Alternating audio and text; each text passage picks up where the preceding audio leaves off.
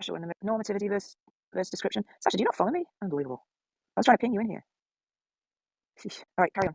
No, but wait, can you hear me? Yes. Wait, I'm following you. You're not following me. Oh, that's awkward. All right, I'll follow you. That's the same for me, Sasha. I'm following her. She's not following me. All right. Wow. It's a tragedy. Yeah. At least he Okay, doesn't I'll have follow me you blocked both. like you did for a while, Sasha. Yeah, fine. I'll follow you both. You're both mean to me. You know, it happens. Anyway, please, your conversation is very interesting. Do continue.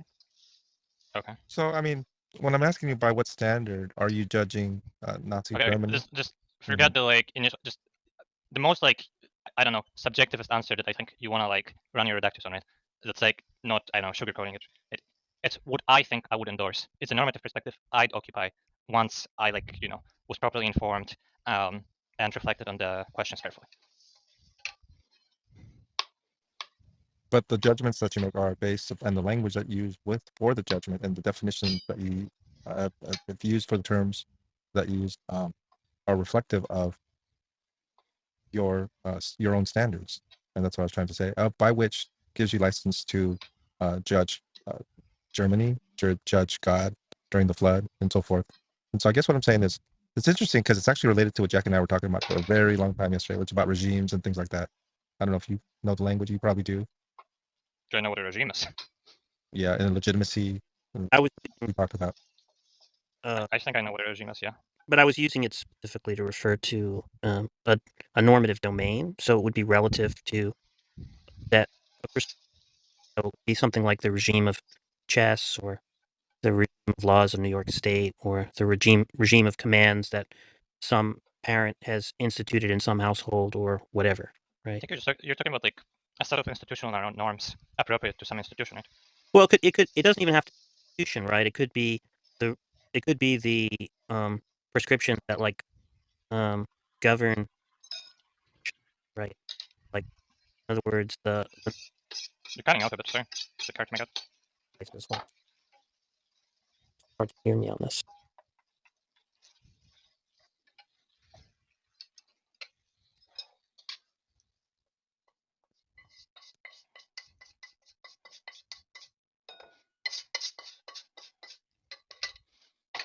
Good morning.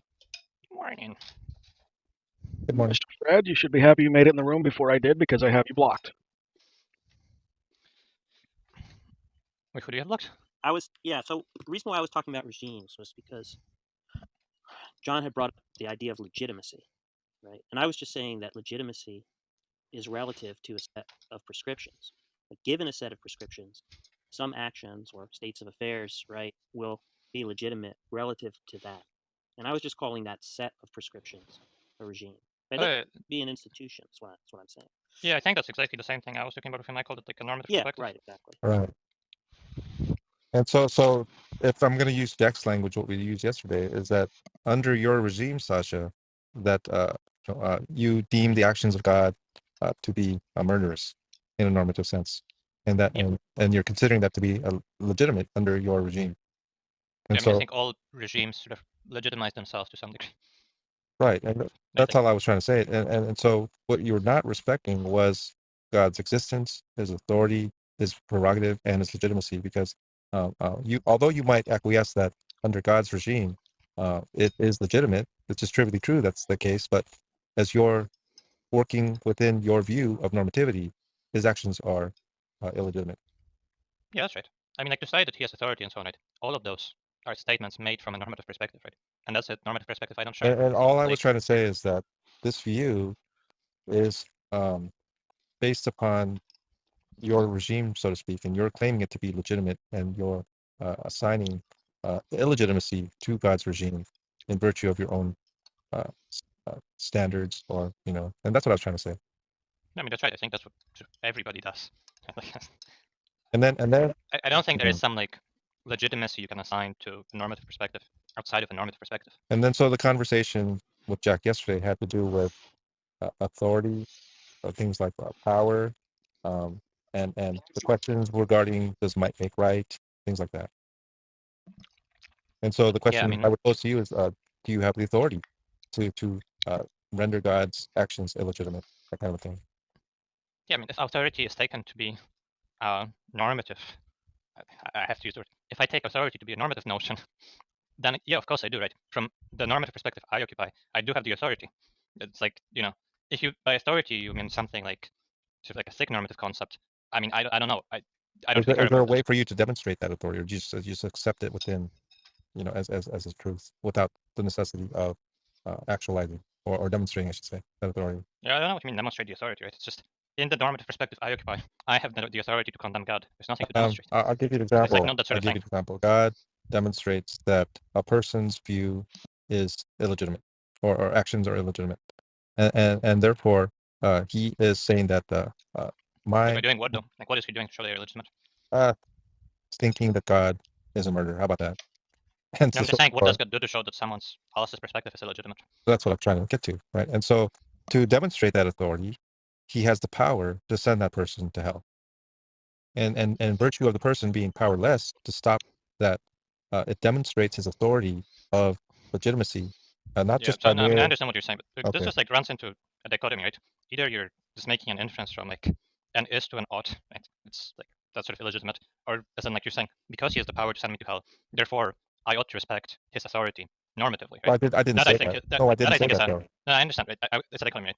So that I don't think is legitimate, right? I don't think it's like a legitimate way of reasoning. That's not what I'm Or you'd be arguing. saying, well, okay, do you understand how dichotomies work? Yeah, Okay, anyway, I cut you off on the or.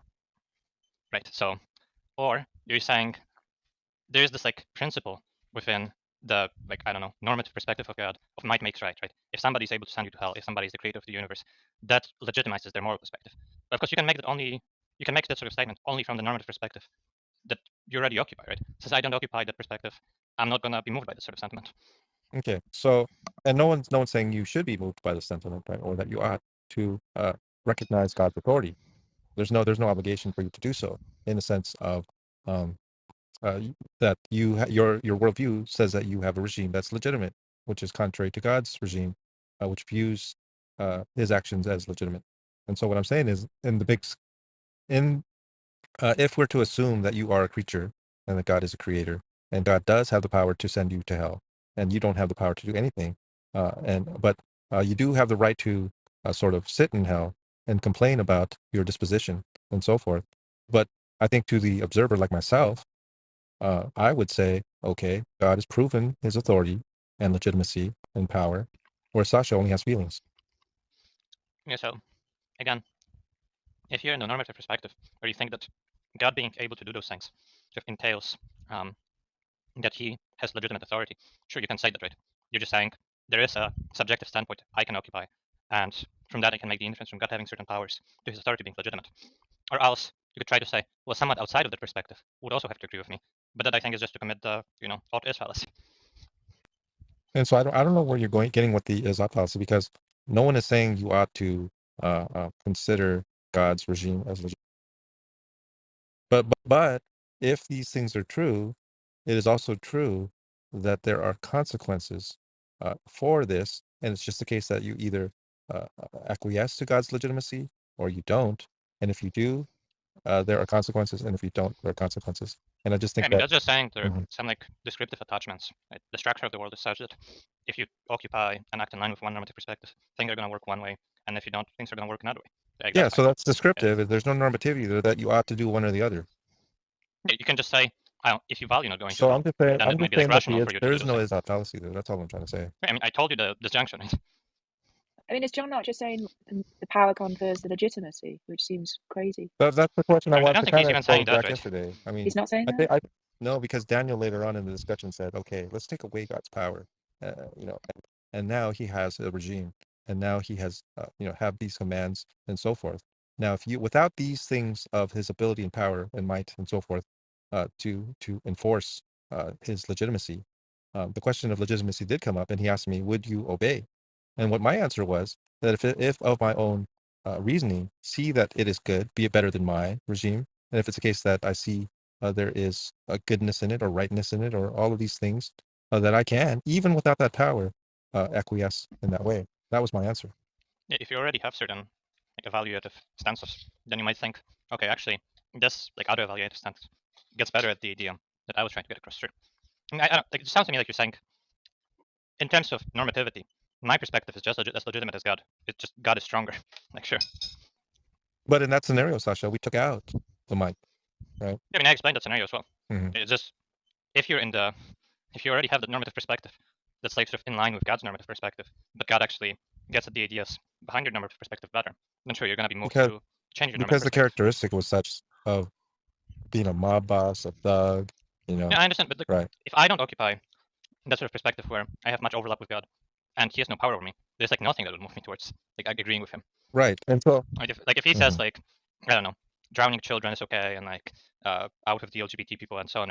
I mean, that's just going to be like so different from what I believe the right values are that it won't really matter. so let's just say that this world is true, and so all the given conditions that we're talking about is true. Then basically, what's going on is you're sitting in hell, thinking that you're right, and that your regime is So still legitimate. we're back right? to God having the power. No, I'm just saying that. So this is what would be the reality, right? Because God has laws and He has commands and He has certain Yeah, I steps. understand all that. It's just like that's not that interesting to me. Like what you're just saying is being a good person from where I'm standing is not profitable. So what's interesting to me is because seems to be this assumption here that because God is threatening me with hell and I'm fearful of going to hell, that I'm obeying God and His commands and so forth. And I think that Daniel's question was good because it sort of destroys that myth that is what's going on. I mean, I don't need that to make my point. My point is just, normatively speaking, mine and God's perspective are just as legitimate. You can just say God is able to like enforce His standards more than I am, right? Because it doesn't change like my evaluations of things. It might change how I act, right? Like I might be pushed to do a bad thing from where I'm standing for practical reasons. Wow, wow, that's you just kind of opened up a whole. So in other words, the ends justify the means, sort of. No, it's just there are cases where like prudential rationality goes against your moral inclinations, Okay, and sometimes well, prudential rationality I, is going to I win. I would like to examine that. So, do you think that obedience is going to save you from going to hell? I don't know. Because it I don't seems believe in like you're God, right? saying, in a prudential sense, you would do something potentially to avoid that consequence. This is what I'm Right. hearing I from you. don't believe in God, right? I I can't imagine understand, a really powerful being that would tell me like, do this really fucked up thing or I'm gonna kill you. I might think, okay, well, taking but the view from now where it seems like I shouldn't do yeah, that, but but wait I a kind of minute. want to But die, so I'm gonna kill the people. given this thought experiment, God does exist, right? And God does have this authority, and you have a view of legitimacy in your regime. Under your regime, from the thing because it's in accord with your commands, so forth and so on. But what I'm trying to say is that you seem to indicate that you would, in a prudential sense, change something, and do that which is bad in your view, I might. or yes. But I'm trying to play out your rationale.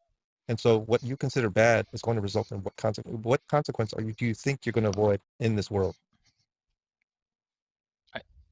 I don't. Let's say I avoid going to hell, sure. Like, How do you is that avoid good enough? going to hell? I That's mean, why that's why I'm asking you. In this world, hang on. Are we But assuming a Calvinist God? okay, Is that the idea? in this, no, not even Calvinism.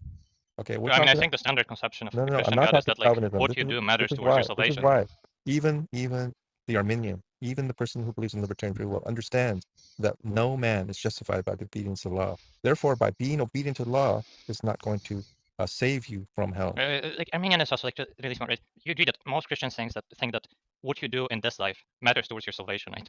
No, and that's why there's a simple gospel, which is not, I'm not asking about like do they which accept is the agreed by gospel the Arminian, by the way. which you read in a certain way, right? I'm just asking, is it their belief that it doesn't matter what you do towards your salvation? Like that just We're seems to be like because such a we're pervasive saved idea in we're Christianity. saved from the consequences of sin, which is death and hell, right? We're saved by the grace of God through faith, not by works. So Hey, that James, so can I get your input on this? Because I feel like I'm being shanghaied by my lack No, of I think knowledge this about. is isn't this a Protestant idea? You're saved it, by it grace, not by sure. works. I'm not. I'm just saying, like general Christianity. I think most Christians believe it matters what you do in this life towards your salvation. And, like, isn't that just like a really basic? No, I'd be very surprised if it wasn't. it's not. Okay, James, can you confirm You what could. John is saying? It, I want to get another Christian it's perspective. a common conception, a misconception, I should say, certainly. But No. I'm asking what they believe, right? I don't care if you think it's Sure. right or Well, not. like Yeah, I'm so hoping for James to say something. in the let's call them liturgical churches, right? If you confess your sins and are contrite and uh, go to confession and so forth, right? Then your salvation is going to be assured. Whereas if you commit a sin, if you commit a sinful action and don't do that, right, then presumably you will not be saved. Right? So That's correct. that's going to be a different view from the view that John is. No, Okay, no, thank you. that's not a different view, Jack. No, because the point is, what Sasha is saying is that what you do matters to your salvation. Oh, okay. That's a very interesting. Okay, there's a little bit of nuance in what you said, right? Wait, And Jack, so, isn't that because John's an antinomian? oh my God, That's a please don't different distract issue. her.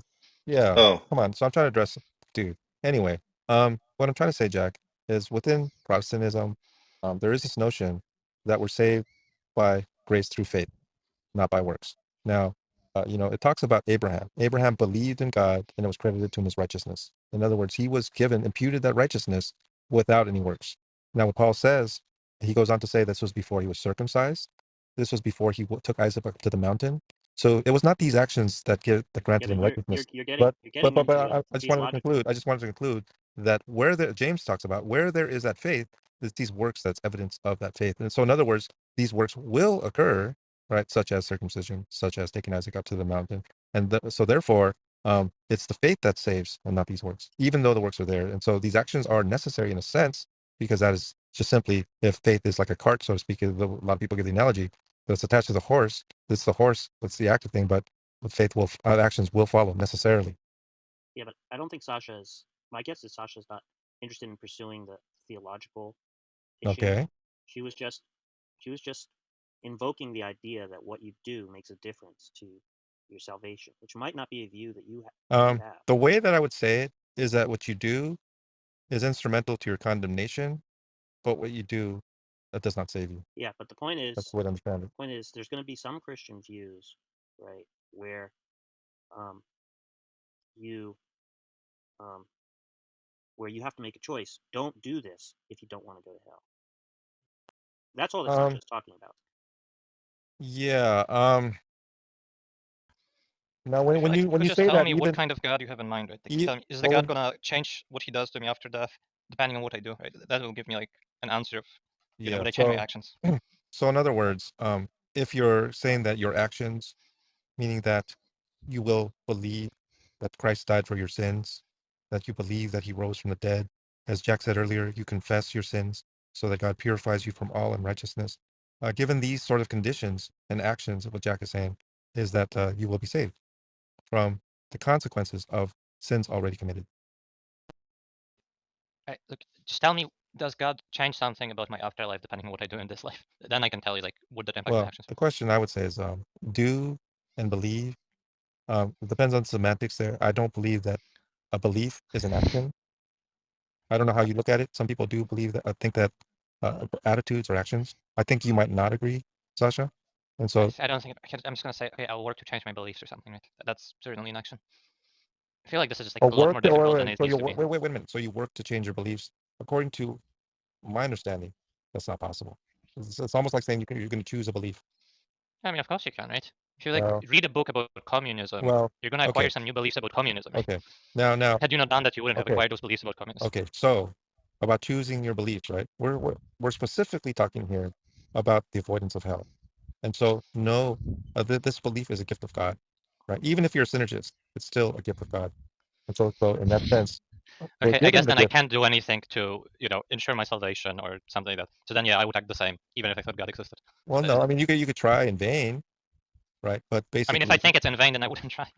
that's what I mean. Some people don't think it's in vain, and that's Wait, because it's just a hypothetical, right? You're asking me if I thought God existed, would I hmm do such and such, right? Okay, hmm specify the idea of God. Is the God such that, if I do something, do I have a better chance of going to heaven?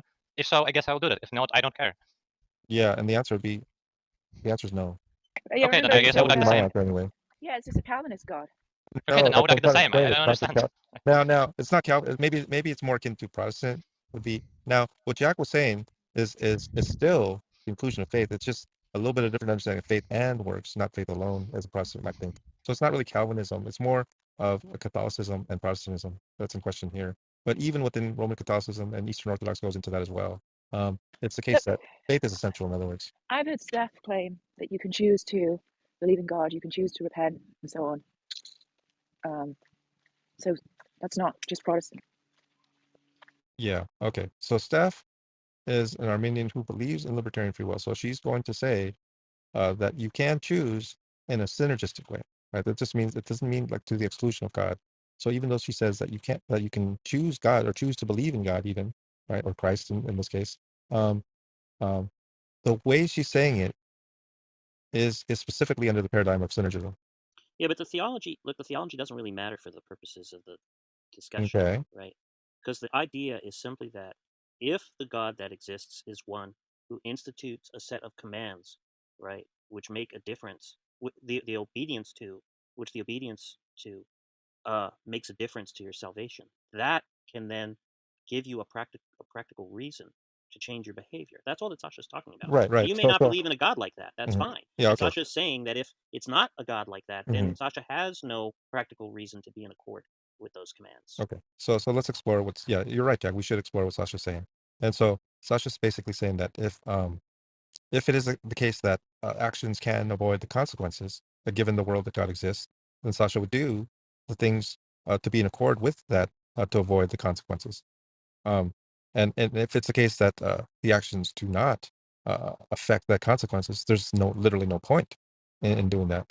And I agree with Sasha in a point that what the scripture says anyway to me is that your righteous actions are filthy to God because there is no point to do righteous actions. But you're going back to the theology. I know. I know I'm kind of throwing that in there, but that's basically what Sasha's saying. So in that world that we're discussing, Sasha, yes, you're telling me that if there are actions that you can do to avoid consequences, even though you have views about what is good and what is bad, you're basically telling me you do what you think is bad, just simply to avoid undesirable consequences. Am I correct? I mean, depends. I'm just saying it would be a consideration for what I do if I thought what I do impacted my salvation. It might not be like end all be all, but it might impact it. Right, and it does impact a lot of other people in that paradigm. They do good works, thinking it'll somehow sway the Santa Claus in the sky. But true, and Christianity is true. Um, that's a different question. But what I'm getting from you, more importantly, is that you're not really taking a consequentialist view because you still consider it bad, and you described it as bad. And not only is it bad, you actually said you would do the bad to avoid certain undesirable consequences. Yeah, it's kind of separate from And so I consequentialism, but guess that's kind of legitimate or justified in your regime, right? no, it's kind of separate from consequentialism, right? Like, I might think that given the normative perspective I occupy, and you sort of isolate just the like moral norms, which might be difficult. Like, let's say we could, right? I might do actions which I consider condemnable, given that I'm also moved by other considerations, like practical considerations or epistemic considerations. But Right? wouldn't that be the same? Someone has a desire, and so therefore they're willing to do what they think is maybe wrong, maybe whether it's stealing or killing, whatever. And so they're Right, that is kind of what I'm saying. right. I might be willing to do Basically, something that I consider wrong, right, even that I that you're think is already practical. acknowledging is wrong, but you're looking for the consequence of a desired result. It could be avoidance of something. It could be the obtaining of something, right? Well, you can think about it in terms of a pro tanto reason, right? You could just say, like, this is something that all else equal, I would not desire to do, but other considerations compel me to do it in this instance. Right. And the idea is that if there was a way to,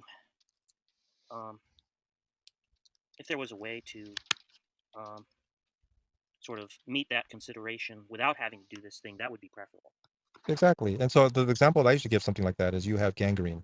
You don't want to cut off your leg, but you're willing to do that which is bad in order to get the result of saving your life. The point is, yeah, that's right. But the point is that that's something distinct from consequentialism, right? Consequentialism is just the view that what makes an action good or right is determined by its consequences. Exactly. And that's why I said it's not consequentialism, because Sasha is claiming that she would be willing to do bad.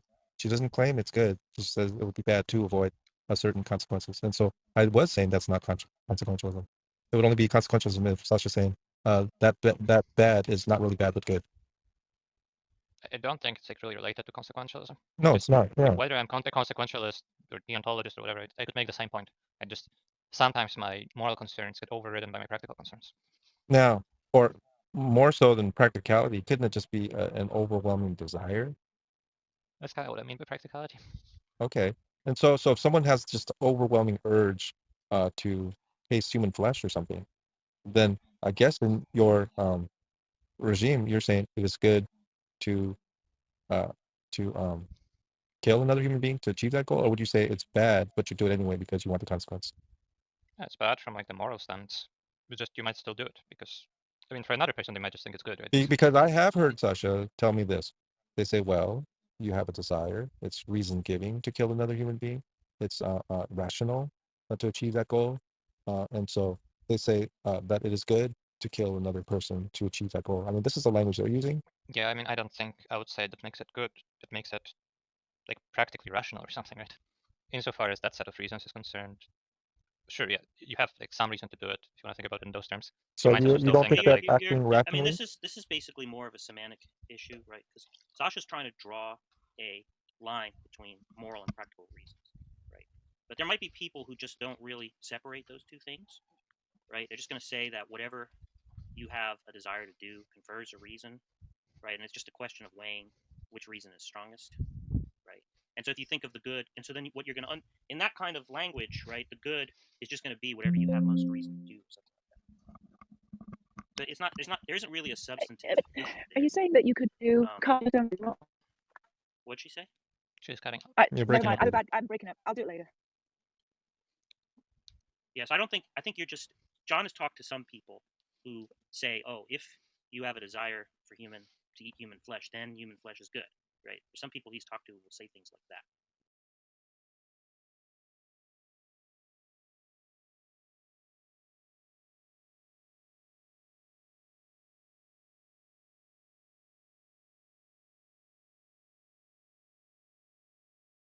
Right.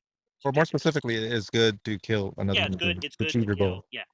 Some subjectivists or anti-realists or relativists that John has talked to talk about it that way.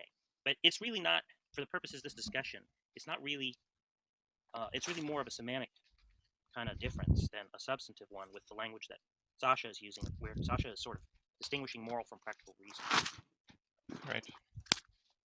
So, never mind. Go ahead. Can you hear me? So I'm just saying, Yeah. under Jack's view, if I said, I did this thing, I knew it was wrong, but I did it anyway. To you, that doesn't make sense, right? Because what does it mean to be wrong? I had the most reason not to do it, but I did it, so I must have had the most reason to do it. Well, you're getting into some tricky issues there because there's going to be a notion of irrationality that probably most people who are doing metaethical theorizing are going to want to grant, right? And so there's just going to be a question of how we understand irrationality, right? And so on some views, it might be the case that if a desire rationalized an action, then it couldn't have been a mistake. It could be a mistake in terms of like there could be like a failure of reasoning or something like that. But if you just did what seemed most desirable to you at the time, that couldn't be a mistake, right? But I think a lot of people are going to want to say that there are times when we do something kind of like, well, the term in the literature is akrasia, cratic action or inaction, meaning weakness of the will. So these are going to be cases where you're sort of like, I really shouldn't do this, and you end up doing it. And there's going to be sort of a puzzle that has to be resolved about how to understand what's going on in those cases, right? But like those cases in metaethics, it's very, very widely accepted that there are such cases. I mean, there are going to be people who deny that there are such cases, right? But most people probably are going to say, yeah, there are these cases, and so we need to come up with the right analysis of what's going on when that's happening. Does that clarify? Yeah. So you just say it was irrational. Yeah, there's going to be types of irrational behavior. So when Sasha acknowledges that she would do bad for some sort of desired that's not consequence, the way she's would you say that's understanding. No, the way irrational? she's understanding things, that's not irrational. She's saying that, It's in just other a words, because grammatical I think, characterization is all it is what you're saying, right? well, because you could just, she's being coerced. yeah, she could say she's being coerced, right? And this is the best available option given, those kind of coercive forces, right? But so in other words, like in the absence of those coercive forces, she would not have most reason to do those things, right? So you could think of it like a pro tanto reason. Now there could be certainly a certain view of a given coercion. You still would not do it.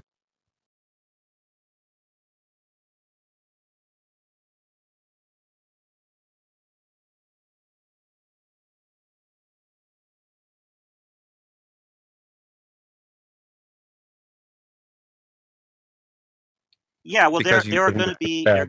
views where you think, well, even though I'm being coerced, I shouldn't do this. Because somebody might say something like, let's say you had the view that it's wrong to kill under any circumstances, right? Somebody puts a gun to your head and says, you're going to have to kill this person or I'm going to shoot you, right? And so a lot of people might think that under that circumstance, they would kill somebody else to save their life, right? But there's going to be people who think, well, it's just wrong to kill. So that should not count as a consideration.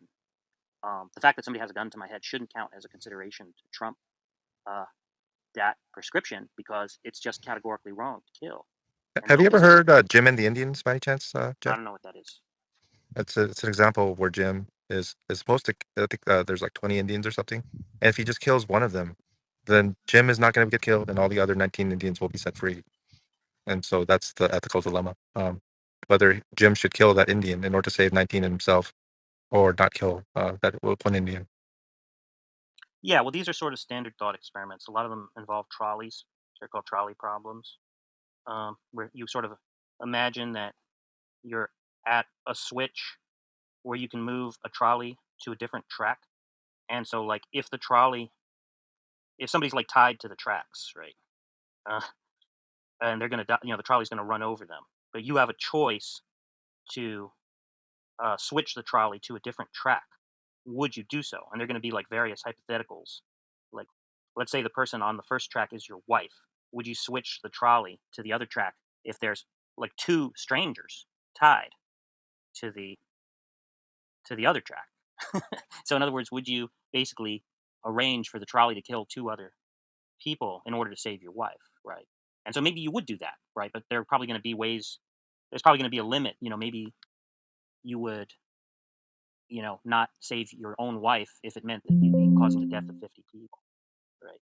So they use these sort of thought experiments to explore moral intuitions. Well, I was talking to Alfonso one time, and he was getting a lot of flack and from his peers, mods, how he's running the rooms, and he says he didn't care, right? But then he made an interesting comment that if it affected my family, then I would care, and so I thought about that, and it seemed like inconsistent. And I thought the way to be consistent, what I told him, was that it's principles over people, and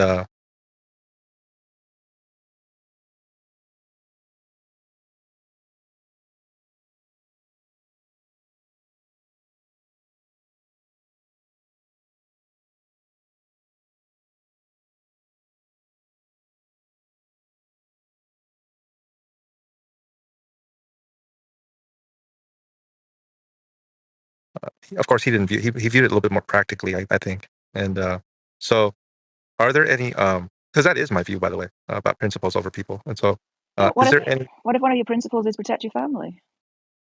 Well, then I would protect them based upon that principle. So it's consistent with principles over people.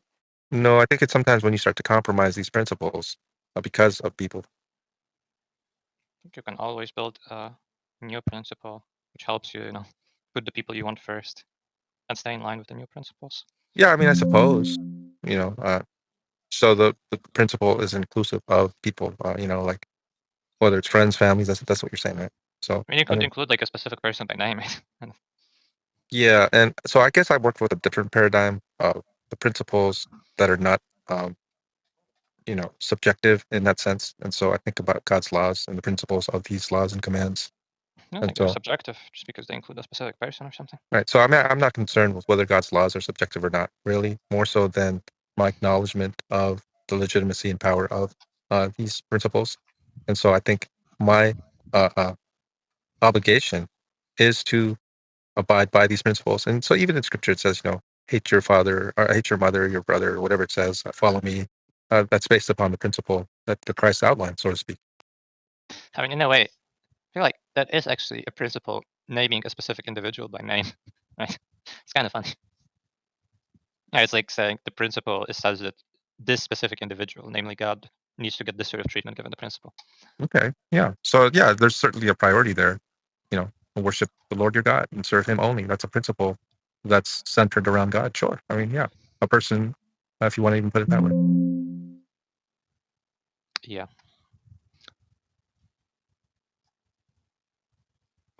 Yeah. Okay.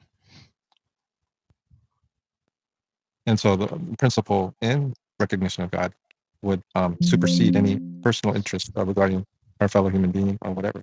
And some people might find that actually abhorrent, that type of view, and even dangerous. But I think this is what I, as a Christian anyway, am obligated to. Yeah. I mean, like, I think if you understand the issue that we talked about earlier, it's like claims of legitimacy, obligation, and so on are only made from you already occupying a certain normative perspective, and you like get the rest right. Like it, you know, my perspective I from get where I'm that. standing is just a legitimate as God, And right? So